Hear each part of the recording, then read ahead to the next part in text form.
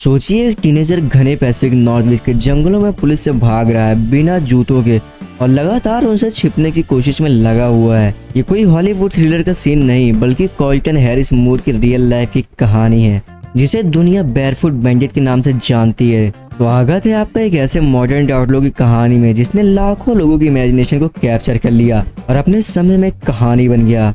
Colton Harris मूर कैसे barefoot बना ये समझने के लिए हमें उसके बचपन में जाना पड़ेगा। 22 मार्च 1991 को माउंट वर्नॉन वाशिंगटन में पैदा हुआ कोल्टन के जीवन शुरुआत से मुश्किल भरा हुआ था।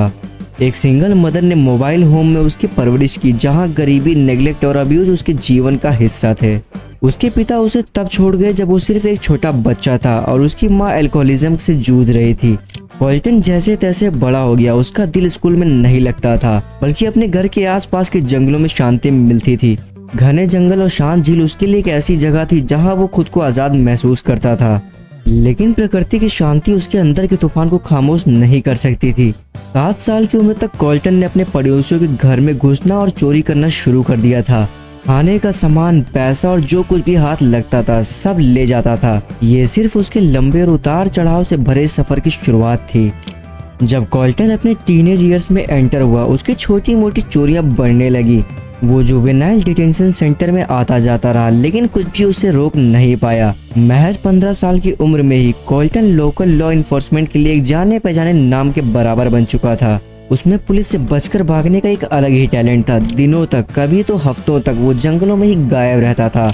और फिर उसका सिग्नेचर मूव बिना जूतों के घूमना। कहते हैं कोल्टन अपने जूतों को उतार देता था ताकि वो जंगल में ज्यादा चुपचाप चल सके, चाहे ये उसकी मजबूरी रही हो या चॉइस। इस अनोखी हैबिट ने उसे बेयरफुट बैंडिट का नाम दिलाया। लेकिन कोल्टन की चोरियां भी एक ऐसे मोड़ पर आने वाली थी जिसे कोई भी सोच नहीं सकता था। 2008 में 17 साल की उम्र में उसने एविएशन की दुनिया में पहला कदम रखा। एक प्लेन चोरी करके फॉर्मल ट्रेनिंग के बिना कोल्टन ने खुद को फ्लाइट मैनुअल्स और ऑनलाइन सिमुलेटर की मदद से उड़ाना सिखाया। उसकी पहली फ्लाइट क्रैश लैंडिंग पर खत्म हुई लेकिन हैरानी की बात यह थी कि कोल्टन बिना किसी चोट के बचा रहा। ये उसके क्रिमिनल करियर का एक नया चैप्टर था, एक ऐसा चैप्टर जो उसे छोटी मोटी चोरी से उठाकर मल्टी स्टेट क्रिमिनल स्प्रे में ले गया जहां उसने अथॉरिटीज को परेशानी में डाल दिया। वहीं दूसरी ओर पब्लिक को अपना फैन बना दिया। हालांकि वो चोरियां करता था बट कभी भी किसी को उसने चोट नहीं पहुंचाई थी। अगले 2 सालों में कोल्टन हैरिस मूर एक भूत बन गया। उसका नाम 100 से ज्यादा चोरी के केसेस में जोड़ा गया जिसमें गाड़ियां, बोट्स और प्लेन चुराना शामिल था। जब वो वॉशिंगटन, ओरेगन, इडाहो और कनाडा तक घूम रहा था, लॉ इन्फोर्समेंट एजेंसीज एक फ्रिंजी में थी, इस बेहद ही चालाक टीनेजर को पकड़ने की कोशिश में जो हमेशा एक कदम आगे रहता था। बढ़ते हुए प्रेशर के बावजूद कोल्टन और डेयरिंग होता गया हर क्राइम के साथ। उसने वेकेशन होम्स, ग्रोसरी स्टोर्स और यहाँ तक कि एक पुलिस स्टेशन में घुसकर चोरी की। वो रन पर लग्जरी लाइफ जी रहा था। High end electronics, gourmet food, expensive clothing, हर अय्याशी का फुल फायदा उठा रहा था। साथ ही साथ पुलिस के लिए छोड़ रहा था एक टॉन्टिंग मैसेजेस। एक घर में उसने एक नोट छोड़ा जिसमें लिखा था, cops want a war, they got one. Media इस कहानी का दीवाना हो गया था। उन्होंने कोल्टन को एक मॉडर्न डे आउटलॉ के रूप में दिखाया। कई लोगों की नजर में वो एक फोक हीरो बन गया लेकिन अथॉरिटीज के लिए वो एक डेंजरस फ्यूजिटिव था जिसे रोकना बहुत ही ज्यादा जरूरी हो गया था। जब कोल्टन के लिए तलाश तेज हो गई उसने एक बोल्ड मूव किया। उसने बहामास में शरण ली। इंडियाना से एक प्लेन चुराने के बाद और ग्रेट अबाको आइलैंड पर क्रैश लैंडिंग करने के बाद कोल्टन अपने आप को एक अनजाने इलाके में पाया। लेकिन यहाँ भी उसने अपनी क्राइम स्प्री जारी रखी, खाना, पैसा और एक बोट चुराते हुए। लेकिन इस बार उसकी किस्मत साथ नहीं देने वाली थी। बहामियन पुलिस FBI की मदद से एक इंटेंस मैनहंट लॉन्च किया। आइलैंड छोटे थे और कोल्टन के पास कहीं छुपने की जगह नहीं थी। एक हफ्ते तक भागने के बाद एक लंबी चेज के बाद उसे पकड़ लिया गया एक गन पॉइंट के इशारे पे जो कोल्टन के सरेंडर के साथ खत्म हुई। 11 जुलाई 2010 को कोल्टन हैरिस मूर का बेयरफुट बैंडिट के रूप में सफर खत्म हो गया। लेकिन अपने आखिरी सफर तक कोल्टन ने अपना जलवा बरकरार रखा, रिपोर्टेडली पुलिस से कहकर, यू गॉट मी। कोल्टन की गिरफ्तारी ने उसकी क्राइम स्प्री खत्म कर दी थी लेकिन उसकी कहानी अभी भी खत्म नहीं हुई थी। 2011 में उससे उसके क्राइम्स के लिए 7 साल से ज्यादा की सजा सुनाई गई।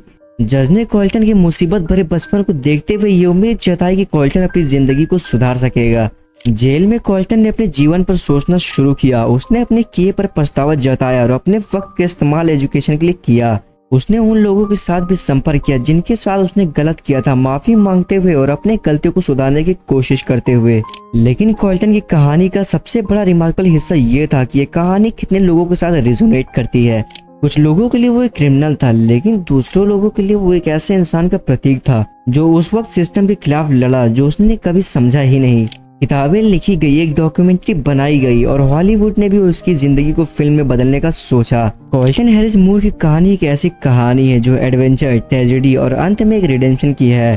आज वो एक फ्री मैन है जो स्पॉटलाइट से दूर एक शांत जीवन जीने की कोशिश कर रहा है, लेकिन बेयरफुट बैंडिट की कहानी अभी भी जिंदा है, एक याद के रूप में, एक ऐसे लड़के की जो सबके खिलाफ जाके जीता और एक यूथफुल रेबेलियन का प्रतीक बन गया। कोल्टन हैरिस मूर की कहानी एक मॉडर्न डे सागा है जो दुनिया भर के लोगों की इमेजिनेशन को कैप्चर कर गई। ये ऐसे लड़के की कहानी है जो सब कुछ के खिलाफ अथॉरिटीज को छलता रहा और एज पर जीता रहा, लेकिन ये कहानी एक इनोसेंस के खो जाने की, एक ट्रबल्ड अपब्रिंगिंग की कंसिक्वेंसेस की है और साथ ही में रिडेम्पशन की तलाश की भी है। जैसे जैसे हम बेयरफुट बैंडिट की कहानी का चैप्टर बंद करते हैं, हमें याद रखना चाहिए कि हर कहानी के पहलू होते हैं। कोल्टन का जीवन सिर्फ एक क्राइम सफर नहीं बल्कि एक वार्निंग भी है, न सिर्फ क्राइम के डेंजर्स के बारे में बल्कि एक मुश्किल जीवन के क्या असर हो सकते हैं ये भी बतलाता है। आज कोल्टन हैरिस मूर अपनी जिंदगी को दोबारा बनाने की कोशिश कर रहा है, अपनी पास को एक लेसन के रूप में इस्तेमाल करते हुए, ना कि शर्म के रूप में। उसने एविएशन में अपना इंटरेस्ट दिखाया, आयरॉनिकली वही पैशन जिसे कभी उसने अपने आप को मुसीबत में डाला था, और वो समाज में पॉजिटिवली कंट्रीब्यूट करना चाहता है। उसकी कहानी अभी भी खत्म नहीं हुई है